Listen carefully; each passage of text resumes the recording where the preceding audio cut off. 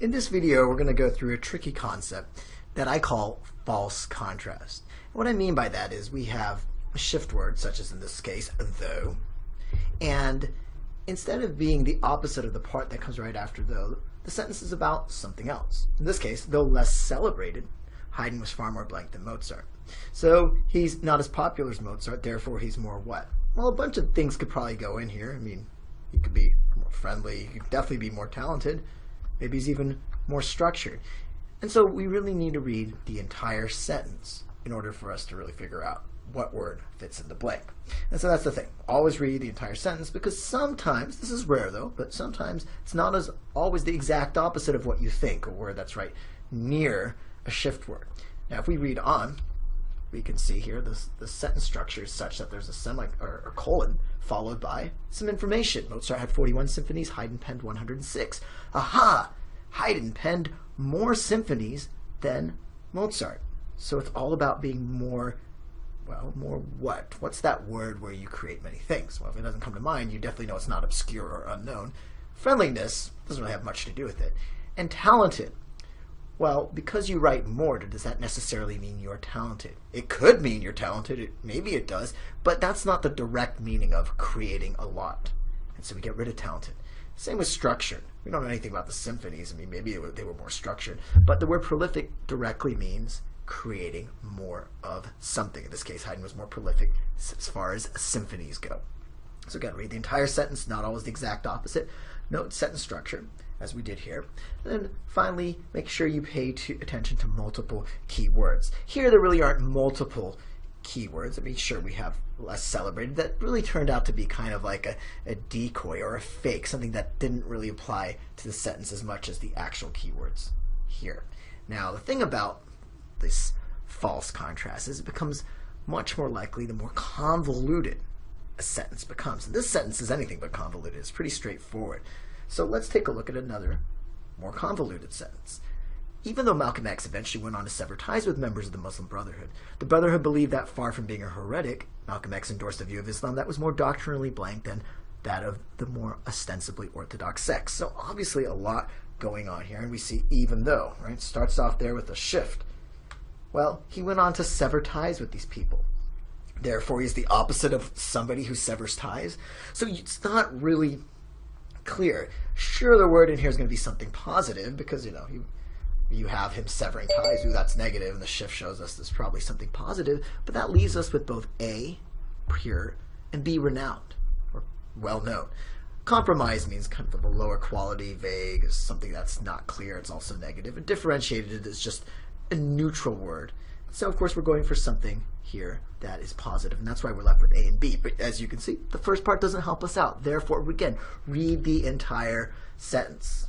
So, note the sentence structure, read the entire sentence, and notice that it's not always the exact opposite of what we'd be led to expect. So, the sentence structure here is there's a lot more going on.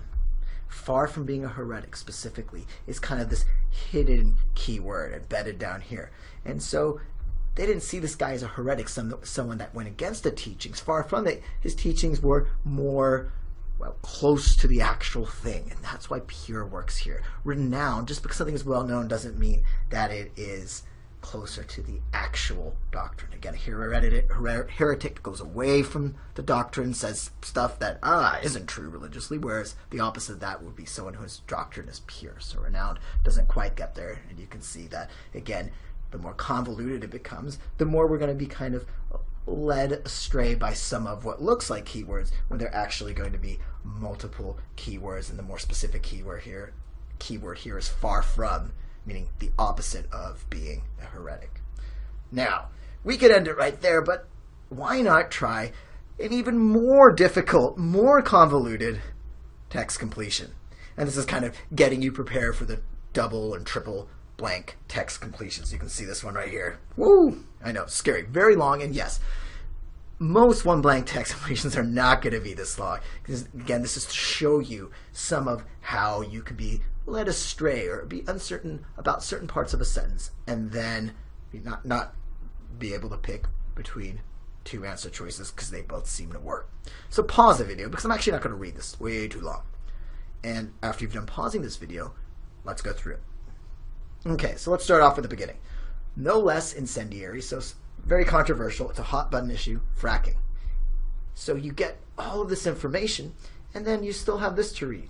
Has been curiously absent from the national dialogue come election time, perhaps because voters are typically blank environmental problems that do not occur in their backyard, so to speak. And so you have this other part that shows you, yeah, it's a really controversial issue, but it's not really around that much when it's time for election time. People aren't actually talking about it. It's not what makes them vote for one candidate over the other. So it seems like their voters are typically what about environmental problems that do not occur in their own backyards? What does this have to do with anything? And so here we have this little part that says a practice that mostly takes place in remote parts of the country. And that's the whole idea of these multiple keywords. Most of the times they're there for a reason. And so this part that it's controversial, sure, it kind of helps you, but it doesn't give you something as specific as you need as the fact that this is something that doesn't happen. That is, fracking is something that doesn't happen in people's backyards. And therefore, this is something that voters are typically what? Well, this is not something that suddenly becomes that incendiary. It may be incendiary generally, but then, controversial, but then come election time, they kind of forget about it. Are they misinformed about it? Let's go through the answer choices now.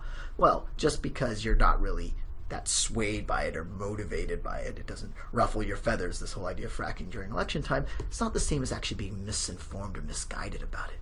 Worked up over is kind of the opposite of what we're going for here. We're going for something.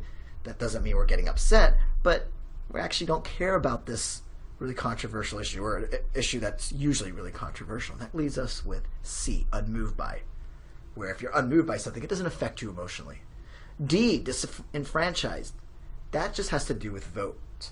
So if you take away the ability for someone to vote, that person has become disenfranchised. So that's a trap answer because it kind of captures the general context here. So get rid of that. And smitten with means just in love with, again, which is the opposite of this whole idea of unemotional or unmoved by, which is answer C. So again, get ready for the kind of these false contrasts and the more difficult 2 and 3 blank text completions. But here's a good example just to see how it works in a 1 blank text completion. And again, I don't want people to think, oh, this is really hard, this was blowing my mind. This is supposed to be really hard. This was much harder than the other 2. So again, work your way up to it, and you can always come back to these lesson videos once you've done a bunch of practice questions in the product and have gotten better at text completions. Come back to this, try it again without looking at the answer, and see what happens.